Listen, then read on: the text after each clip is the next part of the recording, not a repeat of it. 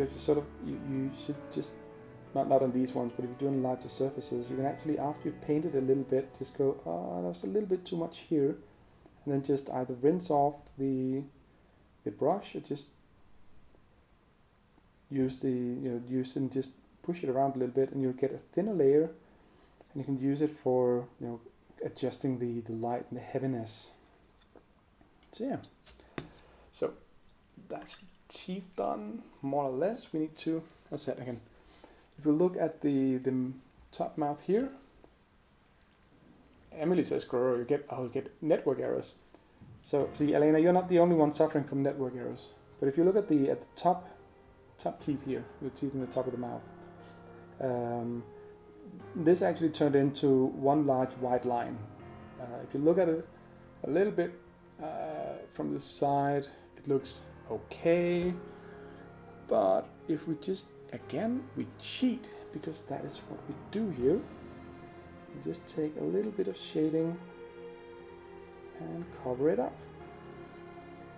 And there you go. Now the doggy no longer has a line for teeth.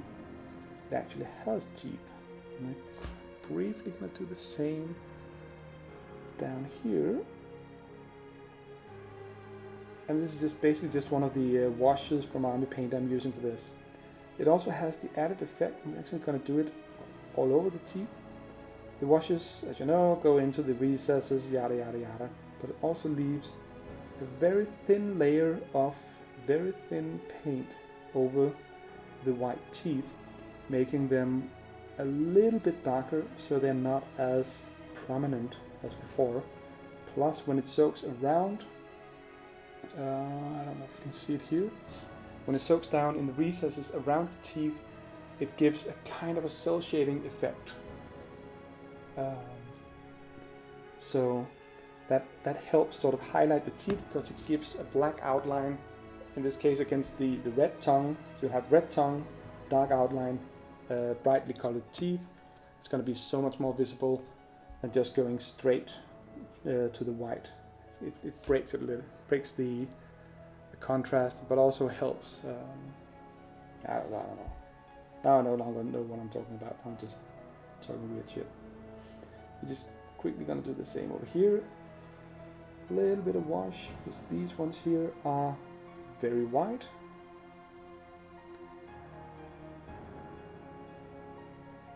There you go. It's just been dulled just a little bit. And again, as the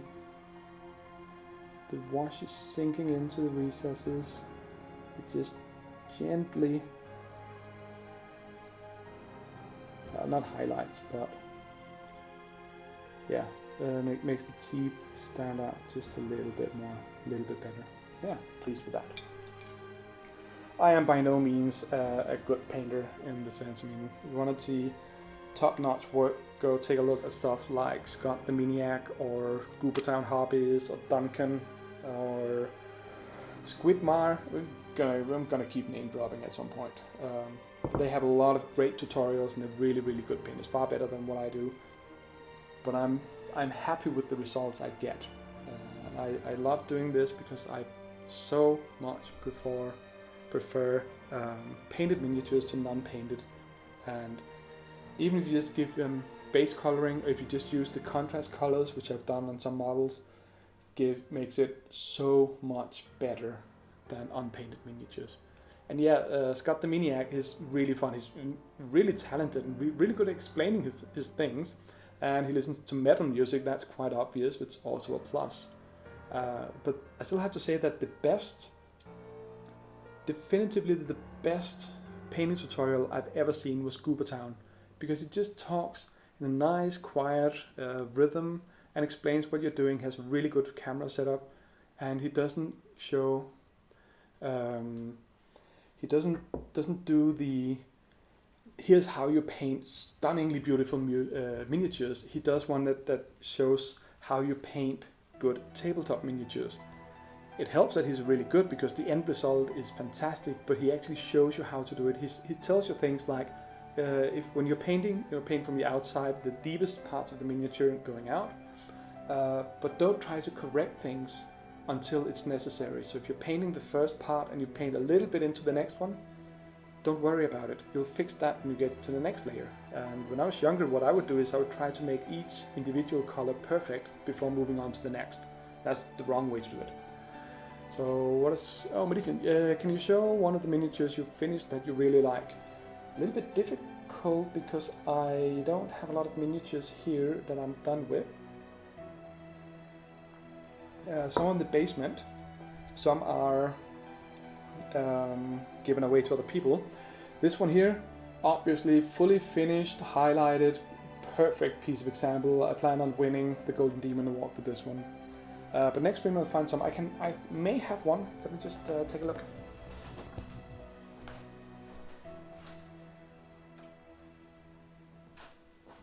Yeah, I found one, which is one of my.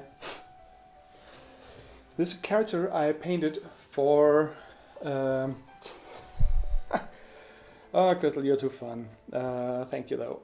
No, this is a character I painted up for a role-playing game I played recently, last year or so.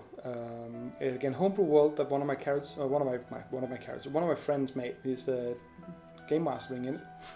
The miniature is from the Warhammer Underworld game, and it is a Knight of Sigmar, or whatever they're called, or Sigmarines, which is a play on the Space Marines, because they run around in really large armor and actually look a little bit like Space Marines, but it's a fantasy setting, so they can't be called Space Marines.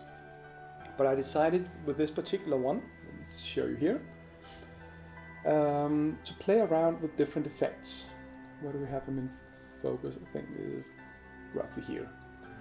So what I wanted to do with him was I actually just used him as a test model to begin with, and I wanted to play around with airbrushing and doing large areas of the miniature with airbrushing, but doing a cenital highlight underneath. And a cenital highlight is basically where you start by painting the entire model in a dark color, black, dark gray, and then you go to lighter and lighter colors up to white until you paint. You go up, at 90 degree, 45, 30, 20, so on until you go straight from the top with the airbrush or a rattle can, and make the miniature lighter and lighter and lighter. So you'll get a. Do I have an example of that here? Can you see it in the alt? No, you can't. You might actually be able to see it just slightly on the scoundrel here. If you look at the underneath her arm, I've not done it too much here. She's dark on the lower parts, and then if you flip her up, no, not counting the hair, obviously, she's a lot lighter and much more white. Yeah, AJ, you missed out. What can I say? So that's cenital highlighting. It's just progressively lightening the miniature from a higher and higher angle to simulate the light hitting it, and then the parts of the miniature that will naturally be in shadow, and of course given a darker one. And for tabletop, exactly. Oh, hey John. Well, John, I'm sorry to break the news to you, but Emily has managed to get you mod privileges on this channel, so you're gonna have to blame her for being a mod. So, but what I did is I did the cenital highlight, and then I on a couple of miniatures I tried various effects to see how it would work with some. Well, the problem with the magnifying glass is you can see all the dirt that's on the miniature.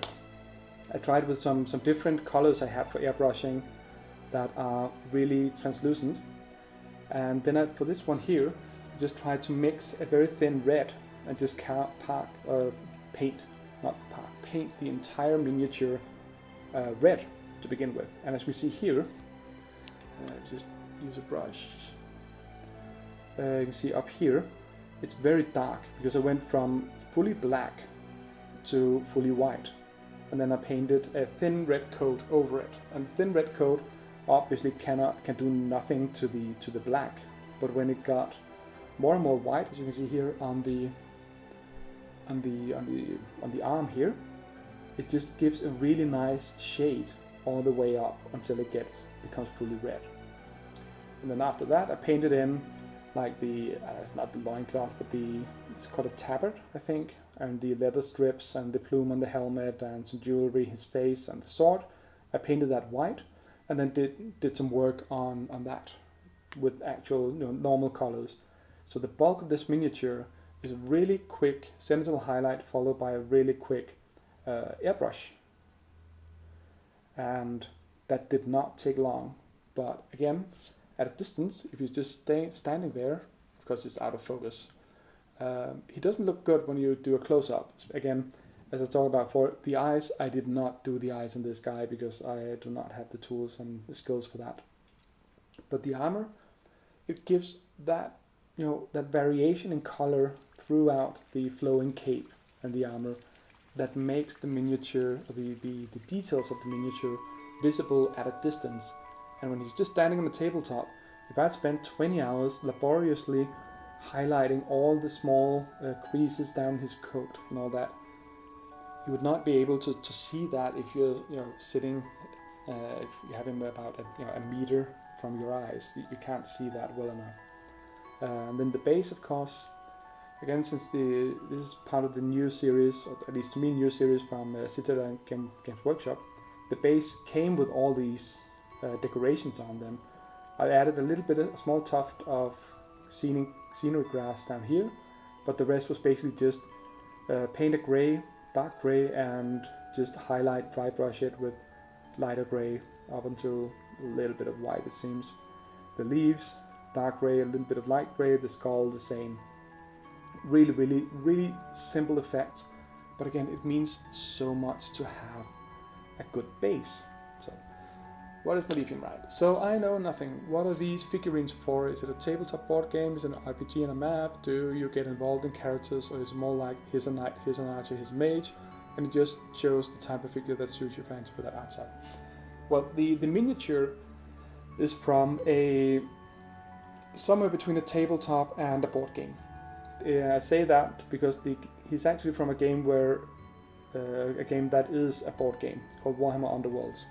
But all the miniatures from Warhammer Underworlds is compatible, and the crew you have, or the quote-unquote army you have, can also be used as an army in the tabletop battle game of Warhammer Fantasy Battle, which is now called Age of Sigmar. Long story. So this particular miniature figure is from an actual tabletop board game. What I used him for was just as a mascot, if you will. I like painting up my role-playing characters. So this is how one of my role-playing characters looked in a homebrew world that a friend of mine made.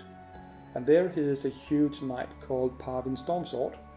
He is a magical adept, a physical adept, where his powers, he doesn't do spells, but his powers allow him to, I can't even remember what class he was, but they give him all sorts of bonuses and weird things he can do. I think he has some free fall abilities as well and all that. So I painted him up based on my character in a role-playing game. And yes, he was running around with a huge blue sword and a huge red armor.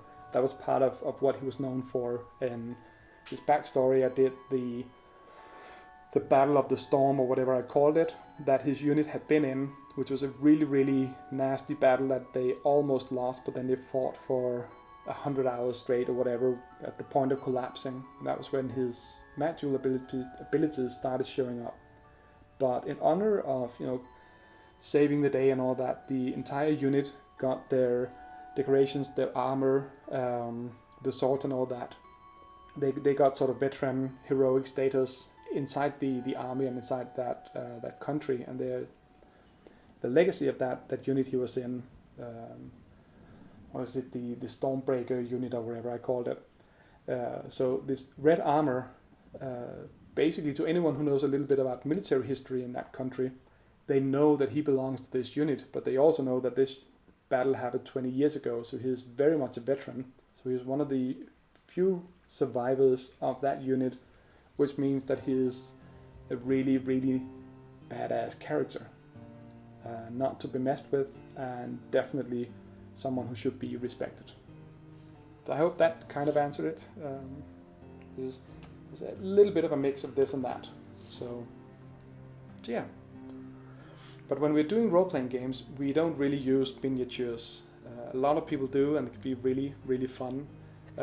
We usually just play in our minds. We may make a few scribbles on paper, but mostly we just describe what happens, and yeah. So anyway, back to the blink dogs, because now that the paint has dried a little bit, now I still think that the white eyes of these puppies are a little bit too they're too white. Even if with the off-white, it gives too large contrast. So I want to thin them down just a little bit, and for that I am going to go for a tryout with one of the contrast colors from Citadel.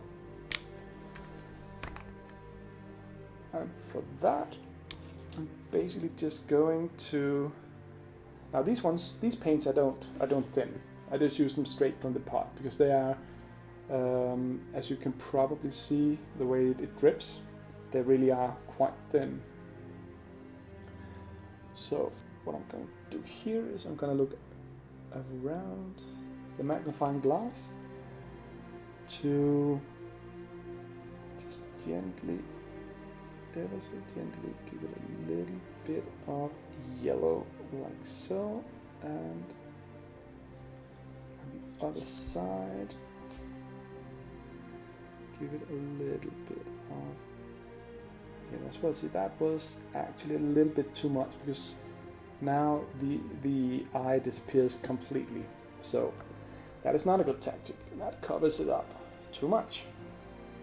So we need to do something else.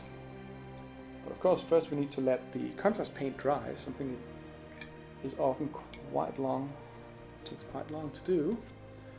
And then I'm gonna dot in the eyes again, and then I'm gonna redo it. Now this is of course not optimal, because it means that I will have more paint on the miniature, which will cover up just slightly the the details. So let's see what happens if we do like so. Yeah, see, messed it up. Typical. This is why I hate doing eyes. So I think we're actually going to need to go all the way down to an actual wash to get the eyes the way I want them. I can maybe save this one over here. No, we cannot. So what we're going to do instead is we're basically just going to do a quick fix on this. Is we're going to take a little bit of the brown we used before for the highlighting, get that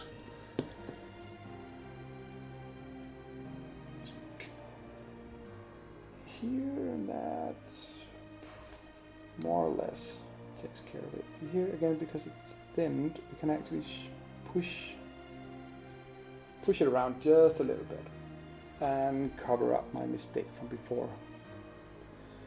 And I didn't get the other eye fixed, so we're gonna do that. Well, not like so. Yeah.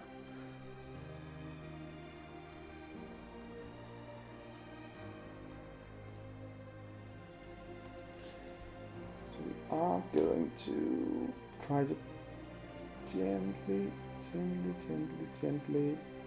just redo the eye over here.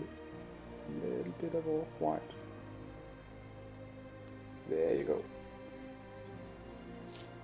Over here, we're gonna do just a smidgen. There we go. So, with that in place, maybe now we can do something that works. Now I do not have anything resembling yellow ink, but I do have some really bright yellow that I can thin enough to be an ink.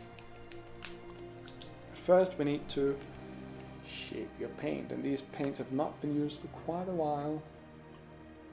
So let's see how it goes. A little bit of paint and a lot of medium. Again, note on mediums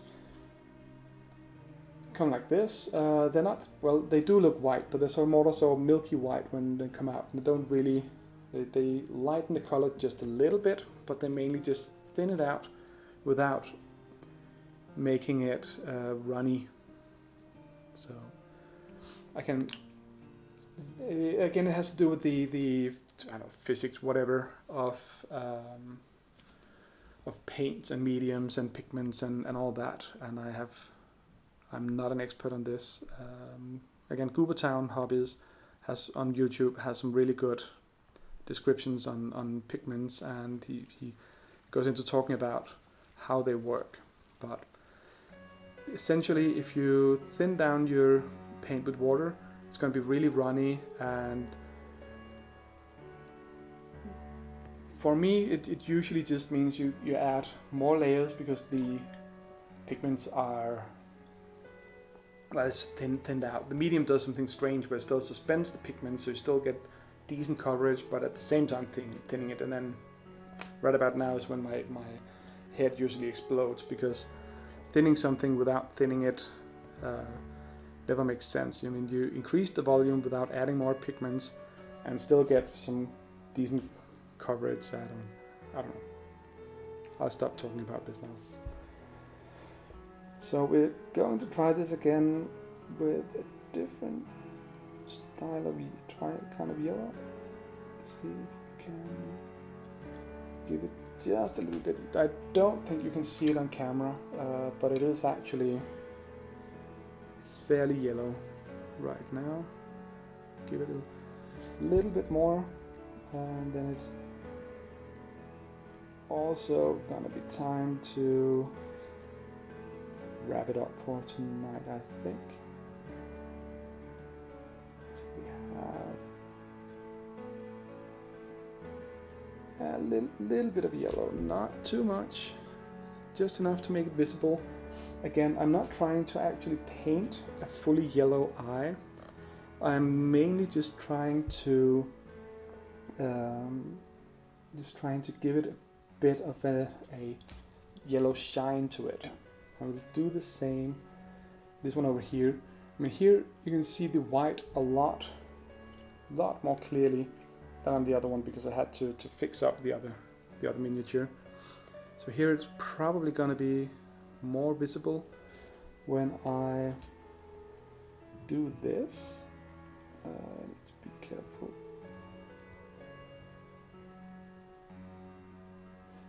So here you go. Just it dampens the white just a bit, and at the same time I'm just giving this slight yellow shine to it that I can see quite clearly here in the light. And when it's bit, it's still very bright, but it has a slight yellowish tone to it, and that was the effect I was going for. Now that means that what I'm missing now on these miniatures are the bases, and I have somehow managed to keep working on these for 2 hours without actually doing anything about the translucent part here. So I think the finishing touch for tonight was the eyes, and then I will do the rest later. So thank you for sticking with me for a few hours of painting and talking and rambling about this and that. It's been a pleasure having you here. I enjoy these streams. I get some painting done. I get to interact and talk with you guys. I'm glad you like it. I hope to see you again. And my plan was originally to do video game streams on Sundays, but I found that I cannot keep talking while I'm playing a computer game. I will get sucked too much into the games. I just basically just prefer painting. Plus I really want to paint more miniatures, so why not just stick to doing that and let you guys do the painting, or do the games instead. So thank you for joining. I don't know if AJ, will you be streaming anytime soon tonight, or is Bill? So he's probably working today, I'm guessing.